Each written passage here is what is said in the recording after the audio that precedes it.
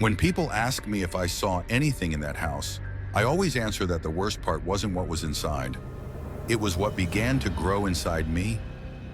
Before starting the report, subscribe to the channel, activate the bell so you don't miss any videos.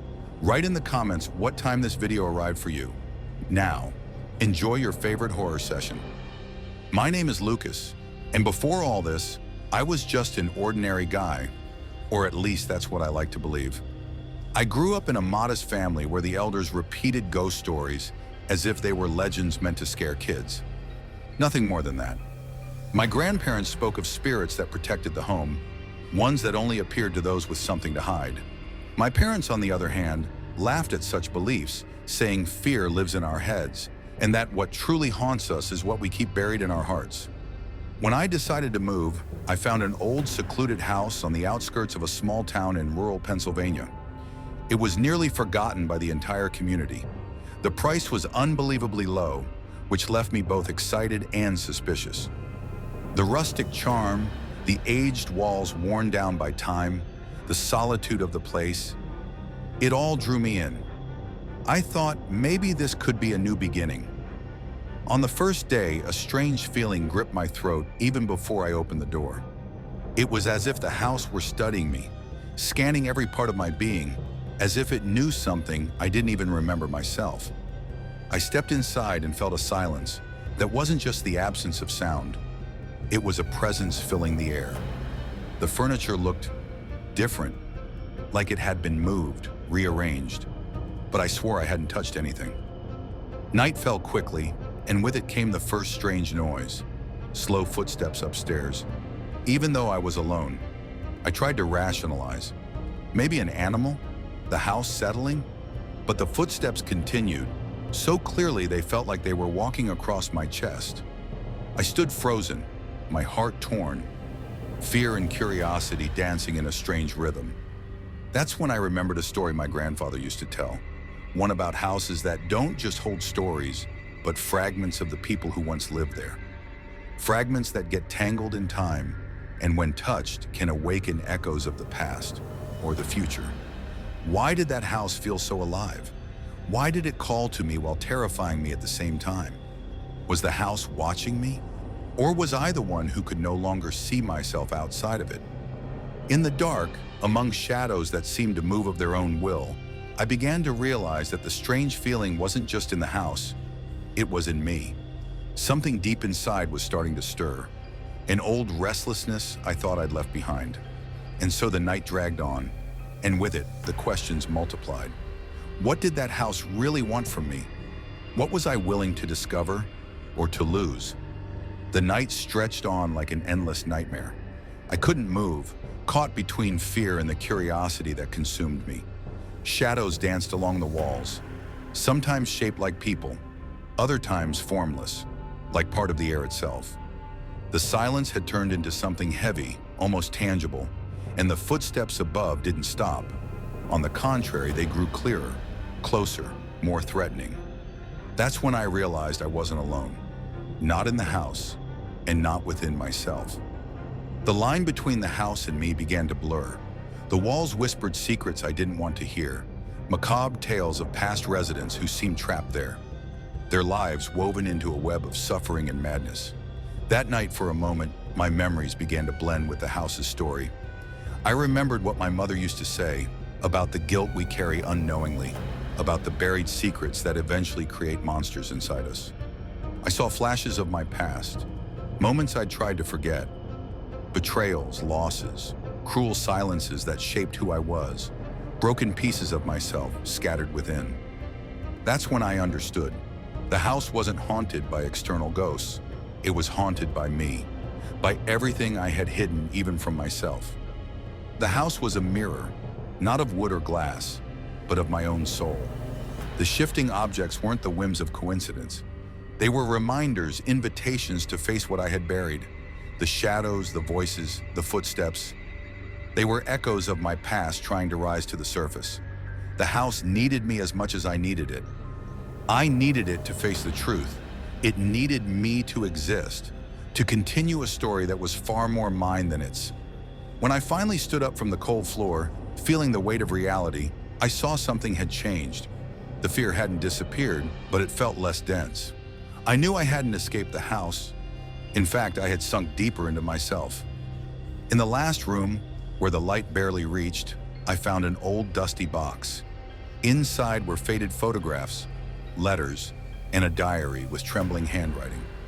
All of it belonged to a man who had lived there before me, someone who had carried shadows much like mine. In the diary's pages, I read the same struggle, the same pain, the same desperate attempt to break free from the invisible chains binding his soul to that house. In the end, I understood that the house wasn't the monster I was. Or rather, the monster was what I carried within me, and the house was the only thing that could reveal it and perhaps set me free. Now, I don't know if I'll ever leave or if I even want to, because running would be like denying a part of me that's finally begun to emerge. Maybe I'm trapped in a supernatural snare, or maybe I've become the very specter haunting that place, a lonely, shadowy reflection. What I can say is that when people ask me if I saw anything in that house, the truth is I saw more than I wanted. I saw who I really am, and that's the kind of haunting that never lets you go. Are you enjoying the video? Leave your comment. Your support is very important to the channel. Now let's move on to the next report. I forgot what I was doing there even before I stepped inside the house. I never imagined an inheritance could be so heavy. When I got the news about that old house secluded in the countryside, I imagined a retreat, a place to escape the chaos of the city. My parents and grandparents always talked about old houses like portals to the past, full of stories and preserved memories. They believed the past clung to the walls, that the scent of aged wood held echoes of lives long gone. But no one told me that sometimes those houses also hide secrets that prefer to stay buried. At first, everything seemed normal. The creaking floors, the faint light slipping through dusty windows, the heavy silence that made the air feel thicker. I spent hours staring at the dusty shelves and draped furniture, trying to feel the presence of those who had once lived there. That's when I noticed I started forgetting little things. First, trivial details, where I left my keys, a co-worker's name. I thought it was just fatigue, but the gaps grew larger. I forgot an important appointment, as if my mind was being erased piece by piece. Sometimes I'd stop mid-sentence, unable to remember what I was going to say. That terrified me because I'd always had a sharp memory, a gift from my grandparents, who loved to tell family stories and taught me to treasure each memory like gold. And then, in the stillness of the night, as I tried to sleep, I felt a presence, as if the house was awake, watching, waiting. The feeling was of something hungry, a hunger that could never be satisfied.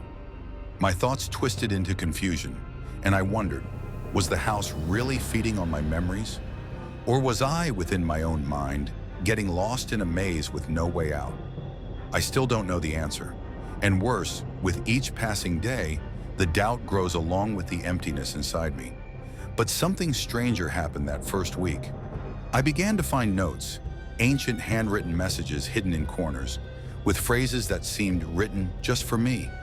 They said things like, "Don't trust what you forget. The truth is in the shadow of what was lost." But I couldn't quite understand what they meant. Who had left them? And why? Meanwhile, childhood memories began to vanish one by one. My grandparents' faces, the stories they told me. It was like they were dissolving, like smoke. The house was taking something from me, and I could feel time slipping away. I had to figure out what was happening before there was nothing left of me to remember who I was. In the nights that followed, I woke up more often. The silence in the house seemed to amplify something I couldn't comprehend. The notes no longer appeared on paper. They whispered in my mind, like distant, muddled voices. It felt like the house was speaking to me, trying either to guide me or trap me. I couldn't tell which. My mind tangled with thoughts I didn't recognize. I began to doubt even the most basic things. Was I sick? Could this be a disease eating away at my memory, a form of early dementia? Or, like my grandparents said in their stories, was the house filled with some ancient energy that needed feeding, and that food was memory? One particularly bad day, I woke up without knowing where I was. The room I believed was mine looked strange, out of place, like it had been hastily thrown together. I scanned the walls looking for something familiar, and then I saw an old dusty portrait. It showed a man with a dark gaze, dressed in an antique suit. On the back of the frame, a nearly faded handwritten phrase, "He who forgets belongs." My throat closed up. Who was this man? Did he have something to do with the house? With me? Everything was starting to blur together. On a rainy afternoon, I decided to explore the attic, a place I had avoided until then. The floorboards groaned beneath me, and the air up there felt heavier still, saturated with a damp, ancient smell. I found boxes full of journals, letters, and yellowed photographs. I flipped through a few pages with trembling hands and read about a man named Elias, a distant relative who had lived in that house at the beginning of the last century. He wrote of disturbing dreams, of a shadow stealing his life, his memories. Elias said the house, an invisible entity, fed on people's past to stay alive, and the more they forgot, the stronger it became. But what struck me most was his final entry, written in shaky, nearly illegible handwriting. I don't know if I'm going mad or if the house is the madness. If I disappear, remember this: the house leaves nothing behind, only emptiness. My heart pounded. Had Elias vanished the same way I felt I was fading? That night, lying in bed, I ran it all over in my head. If the house was devouring my memories, was it a curse? Or was I just going insane, and the house merely a sinister stage for my mind to fall apart? Then came a revelation. The terror wasn't just in forgetting. It was in not knowing if the threat was coming from outside or from within. And then I understood. Those voices, those messages, weren't just warnings. They were pleas. Elias and others before me had tried to warn me, but they were also asking for help. I needed to resist, to remember who I was, even as everything inside me unraveled. I started writing down everything I could still recall, every fragment, every feeling. I linked lost memories to details of the house: a carved piece of wood, a broken window, the scent of damp earth. Yes, the house wanted me to forget, but I clung to my memories with everything I had. And at the height of despair, when I thought everything would be lost, one final insight. Maybe the house wasn't the cause of my forgetting, but a cruel mirror of my own mind. Maybe my trauma, my fear, my isolation had created that invisible monster. The house was just the setting where I confronted my own emptiness. In the end, the answer was inside me. Forgetting could be a sentence, if I gave in to the void. But it could also be salvation, a way to let go of the pain I carried. The choice was mine, to fight the shadows, real or imagined. In the silence of the old house and surrounded by walls that seemed to breathe, I finally understood that the true horror wasn't in what I might lose, but in what I chose to forget and what I dared to remember in order to remain myself. The house, after all, didn't steal my memories. It only reflected what I was already willing to let go. Before we move on to the next story, don't forget to like and subscribe to the channel. It's a pleasure to have you here. Now enjoy the moment listening to the next story. Sometimes I look in the mirror and can no longer tell who I am, or if I still am. Before all this happened, I was just an ordinary young man with a normal past, or at least that's what I believed. I grew up in a house where old stories were more than tales. They were warnings. My grandmother used to say that certain objects held fragments of the souls that had touched them. "Never underestimate the power of an old mirror, boy," she would say, her eyes deep with meaning, while stitching together a quilt that looked more like a mosaic of secrets. I never really took it seriously, until while walking through my neighborhood in Salem, Massachusetts, I wandered into that empty house everyone avoided. People said something strange lived there, but my curiosity was louder than my fear. In the corner of the dusty living room, it stood, a mirror with an ornate, weathered frame, pulsing with a kind of energy of its own.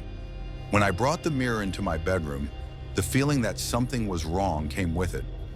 The first time I looked into it, I saw more than just my reflection. It was me, but different.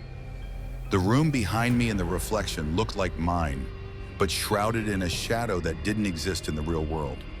And in the silence, I heard whispers, or were they echoes of my own imagination? The doubt began to grow. Was the mirror showing another reality, or just the version of myself I was afraid to become? What if that shadow in the reflection wasn't just a trick of the light, but something alive? And more disturbing still, what if I was already part of that world hidden behind the glass? Each time I looked, time and space seemed to bend. Reality blurred with dreams. And when the reflection blinked, so did I. Or was it the other way around? I needed to understand. Where was that dark version of my room coming from? And why did I feel like my true self was fading, as if being pulled into that other version, full of shadows and whispers? But I knew the answer wasn't in the mirror. It was inside me, trapped somewhere between reality and the unspeakable. Night after night, I lost myself deeper in the image the mirror returned. I tried to ignore it, locked the mirror in the closet, draped it with a thick sheet, even turned it to face the wall. But it was useless. It kept calling to me. Every time I passed by it, my reflection didn't quite match me. Sometimes it smiled when I was serious. Sometimes it blinked a moment after I did. Small glitches, just subtle enough to make me question my sanity. I started taking notes, times, expressions, changes in the background.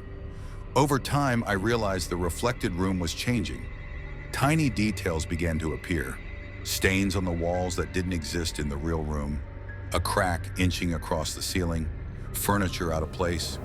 But the worst part came when I saw something, or someone, moving in the background. It was a silhouette, tall, distorted, like something made of smoke and bone. It never came close, just watched from afar, unmoving. But each night, it seemed a little closer in the reflection. Then one morning I woke up, and my room was identical to the distorted one in the mirror. Same cracks, same furniture layout. And in the mirror, I wasn't alone anymore. The me on the other side stood still, staring back at me. And when I stepped forward, he didn't move. I stood there trying to control my breathing.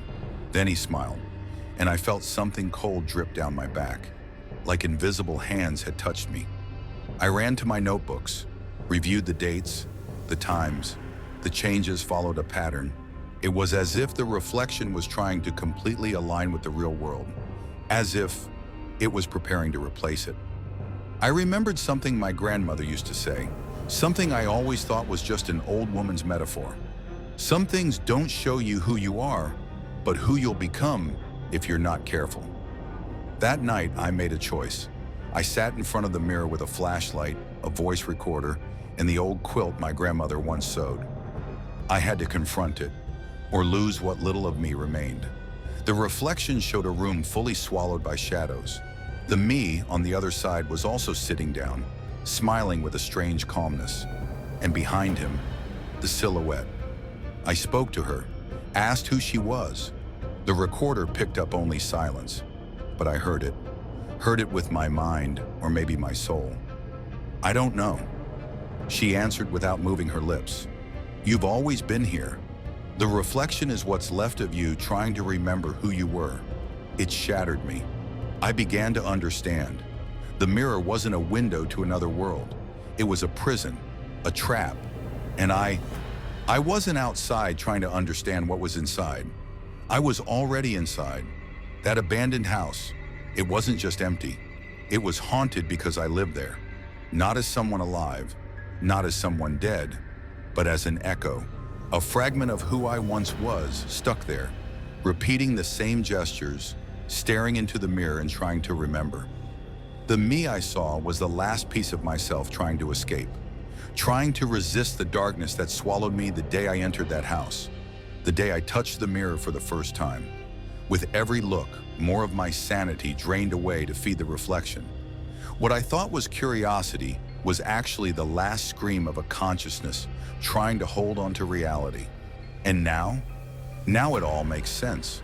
The question that guided me from the beginning was always, is the mirror a door to a haunted world? Or was I already trapped and just didn't know it? The answer is here with me, clear, sharp, impossible to deny. I am the reflection. I always was. And the world I see on the other side is the last thread of life I let slip away. Let's move on to the next report. But first, subscribe to the channel and activate the notification bell so you don't miss any videos. I always knew some doors shouldn't be opened, but no one warned me that sometimes it's the closed door that eats you up from the inside. I bought the house on an impulse I still can't explain. It wasn't pretty, nor inviting. An old two-story in the countryside outside Louisville, Kentucky, with wooden windows weathered by time and a garden that looked more like a graveyard of dead flowers. But there was something about that crooked facade pulling me, like an invisible thread wrapped around my chest. I grew up hearing my grandmother say that old houses keep old souls. She was the kind who blessed water with rue and talked to the dead as if they were distant relatives. My father thought it was all nonsense, saying what kills us is what we don't see, not what we see too much of. But I grew up caught between two worlds, faith and skepticism, saint and madness. And maybe that's why, when the realtor mentioned the house had a locked room since the 60s, I didn't hesitate. On the contrary, it ignited something inside me, a kind of hunger. The room was upstairs at the end of the hall. The doorknob was bronze, cold as ice, and turned uselessly. I tried keys, force, even called a locksmith, but no one could open it. One even said it seemed locked from the inside, which of course was impossible. For weeks I ignored it. I busied myself with the move, the smell of mold and the leaks that seemed to cry in the corners of the house. But still, even trying not to think about it, there was something strange about that room. Time inside the house seemed to run weirdly.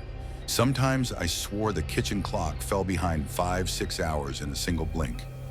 At night, the sound of dragging furniture came from upstairs, but I slept alone and never went up after 10 p.m. It was a habit. One night I woke up with the clear feeling of being watched. I wasn't scared at first, just that sensation, like the air was heavy. Then I heard it, voices, low, murmuring, as if someone was leaning on the locked door, whispering something in another language. I got up, walked over, and pressed my ear against it. Silence. But as I stepped back, I heard something scratch on the other side. 3 knocks. The next day, the living room furniture was overturned. The armchair that always faced the fireplace was turned around, as if someone had sat there to watch the hall, to watch the door. Deep down, I knew. That house wanted to show me something, but what could be inside waiting so long to be revealed? I started dreaming about the room, dreams growing more vivid. In the first, I walked down the hall and the door opened by itself. I didn't see what was inside, just light, a light too warm, almost blinding. In the second, the light disappeared, and in the center of the room was a wooden chair with a figure sitting, back to me. I called, but it didn't respond. In the third, I didn't dare open the door. Something held me by the shoulders with invisible hands. During the day, I began finding objects on the floor, old photographs I'd never seen. One showed the living room exactly as it was today, except for one thing. A woman was sitting in the armchair, staring straight at the camera, and behind her, the door to the locked room was slightly ajar. The photo was dated 1963. I started investigating. House records, former residents. The last owner before me was a solitary man who died of natural causes. Before him, a family, father, mother, daughter. And before, silence in the archives. Nothing. As if the early years of the house had been erased. But the more I sought answers, the more the house reacted. The voices became clearer. I began to understand scattered words. Come back. Inside. He's here.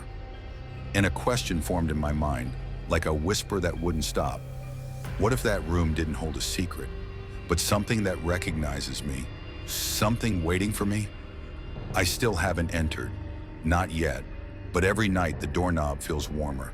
And sometimes it seems to turn by itself. I stop sleeping. The voices, once distant, now call my name. Sometimes even in my father's voice, or my grandmother's. But what scares me most isn't what they say, it's how they say it. As if they're not calling from outside, but from inside. As if that door, locked for decades, was just a thin membrane between my consciousness and something much deeper, much older. One of the darkest nights, I saw my grandmother standing at the bottom of the stairs, or rather something like her. The kitchen light flickered and she, or it, was there, wearing the same blue floral dress she wore to the funeral. But her eyes were black, empty like the bottom of a well. When I blinked, she vanished. On the floor, a small wooden cross remained, just like the one she used to place over my crib when I was a child. The house wasn't just trying to show me something, it was trying to remind me. I decided to leave. Sell, get out, burn this damn place if I had to. I spent 2 days away, sleeping in my car at a gas station. But it was no use. The house came with me. I woke up with scratches on my back, as if I'd slept on broken glass. On the car window, something was written fogged up from the inside out. You're already inside. I came back, not because I wanted to, but because I understood. You can't leave a place that exists inside you. It was that morning the key appeared. It was on the kitchen table, rusty but intact. I had never seen it before. I hadn't even left the kitchen door open. I took it with trembling hands and, when I turned it, I heard the dry, final sound of a lock surrendering to time. The door opened. The room was empty, or at least it seemed so. No furniture, no windows, just damp yellow walls. But the smell was the same as my grandparents' room in my childhood home. A smell of mold, lavender, and rotten memories. And then I realized the emptiness was only the first layer. There were symbols carved on the walls, made with what looked like charcoal, a drawing of circles inside circles, like mirrors looking at each other. In the center of the room, the floor was different. Lighter wood, square-shaped, a trap door. I knelt down and put my hand on it. It was warm. When I opened the trap door, a breath of air rose. It wasn't the smell of something dead. It was the smell of something alive, trapped. Stairs led down, carved directly into the earth. I went down with a flashlight flickering like an anxious heartbeat. Down there, the walls were covered with photos, hundreds. Me as a child, my parents, my grandmother, people I never saw. And in every photo, there was always a shadow in the corner. Small at first, growing with each picture, until in the newest ones, it was in the center. And it was me. Not exactly me, but something with my face, sunken eyes, and a half-open mouth. Like it was waiting for me. Like it was me, trapped there for too long. And that's when I understood. The house wasn't trying to haunt me. It was trying to wake me up. As a child, I had nightmares about a room that didn't exist. My parents said it was imagination. But my grandmother once told me something I had since forgotten. Some people are born with a locked room inside their head. The key, my son, comes when you're ready, or when there's no escape left. I spent my life with that room inside me. Buying the house was an impulse. It was return. The visions, the dreams, the voices, all parts of a puzzle my mind refused to piece together. Until now. There, in that dirt basement, I looked one last time at that thing that mimicked me, and I saw it wasn't smiling with malice, but with relief, as if it was waiting for someone to take it away, or to replace it. I woke up on the floor of the room alone. The trap door had vanished, the photos were gone, but something inside me had changed. I feel lighter and emptier. The house is quiet now. No furniture moves, no voice calls me. For the first time, the kitchen clock shows the right time, but the living room mirror. In its reflection, sometimes I still see the other me, the one who stayed in the basement, or maybe the one who left. In the end, I found out the room didn't hold a secret. It was the secret itself. It wasn't locked to hide something from me. It was locked to hide me from myself. Some stories never have clear answers, and that's perhaps what scares us the most. To hear more stories like this, subscribe to the channel, like the video, and get ready for the next story.